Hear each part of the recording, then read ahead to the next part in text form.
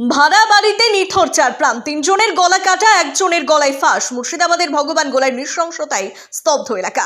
মুর্শিদাবাদে ফের একবার মানবিকতাকে প্রশ্নের মুখে দাঁড় করালো এক ভয়ঙ্কর ঘটনা। ভগবান গোলা থানা এলাকার একটি বাড়ি ভাড়া থেকে উদ্ধার হলো একই পরিবারের চারজনের নিথর দেহ। তিনজনের গলা কাটা আর একজনের গলায় ফাঁস। এই দৃশ্য দেখে শিউরে উঠেছে গোটা এলাকা। মৃতরা হলেন স্বামী স্ত্রী এবং তাদের দুই কন্যা সন্তান। পুলিশ সূত্রে খবর, বাড়ির ভেতরে রক্তাক্ত অবস্থায় পড়েছিল তিনটি দেহ আর অপর একটি দেহ ঝুলন্ত অবস্থায় উদ্ধার হয়। কিন্তু প্রশ্ন একটাই, কি করলো এই নৃশংস কাজ? প্রাথমিক তদন্তে একাধিক সম্ভাবনার কথা উঠে আসছে। বাইরের কেউ কি পরিকল্পিতভাবে এসে এই পরিবারটিকে খুন করে পালিয়ে গেছে, নাকি পারিবারিক কোনো অশান্তির জেরে পরিবারের মধ্যে কেউ চরম সিদ্ধান্ত নিয়ে এই ভয়াবহ পরিণতি ডেকে এনেছে? পুলিশ এখনো নিশ্চিতভাবে কিছু বলতে পারছে না। চারজনের দেহ উদ্ধার করে ময়না তদন্তের জন্য পাঠানো হয়েছে। রিপোর্ট না আসা পর্যন্ত মৃত্যুর প্রকৃত কারণ নিয়ে ধোঁয়াশা কাটছে না। এই ঘটনায় এলাকায় নেমে এসেছে গভীর শোক ও আতঙ্ক। প্রসঙ্গত, কয়েক বছর আগেও দুর্গাপুজোর বিসর্জন দিনে মুর্শিদাবাদের এক থানায় এলাকায় একই পরিবারের চারজনকে নৃশংসভাবে খুনের ঘটনা কাঁপিয়ে দিয়েছিল জেলা। আজ ফের যেন সেই ভয়াবহ স্মৃতি ফিরে এলো। ঘটনার তদন্তে নেমেছে ভগবান গোলা থানার পুলিশ। প্রতিটি দিক খতিয়ে দেখা হচ্ছে বলে পুলিশ সূত্রে খবর। চারজন প্রাণ একসঙ্গে নিভে গেল একটি পরিবার। এই মৃত্যুর পেছনের অজানা সত্য কি, সেটাই এখন সবচেয়ে বড় প্রশ্ন। ব্যুরো রিপোর্ট, নিউজ 21 বাংলা, খবরের সাথে মানুষের পাশে।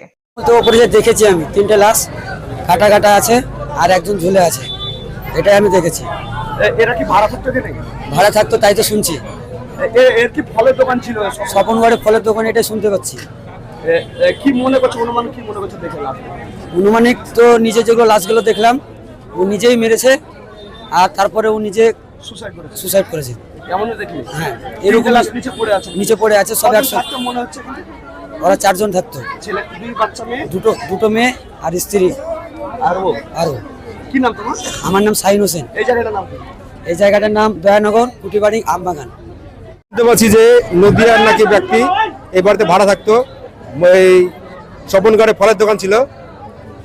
উনি হয়তো 3-4 দিন আগে, সম্ভবত হয়তো 3-4 দিন আগে, ওনার দুই মেয়ে এবং এক স্ত্রীকে খুন করার পরে নিজে নাকি উনি কালকে পানি নিয়েছে, পানি যে সরবরাহ করে তার কাছে পানি নিয়েছে।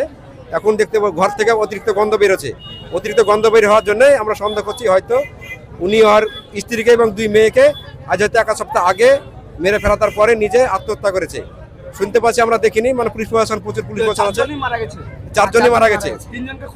তিনজনকে খুন করেছে সম্ভবত, তাই মনে হচ্ছে, যেহেতু গলা কাটা আছে। এবং উনি, এই জায়গাটা দয়ানগর, শেষ পর্যন্ত কুটিবাড়ি আমবাগান বলে পরিচিত। কি নাম আপনার?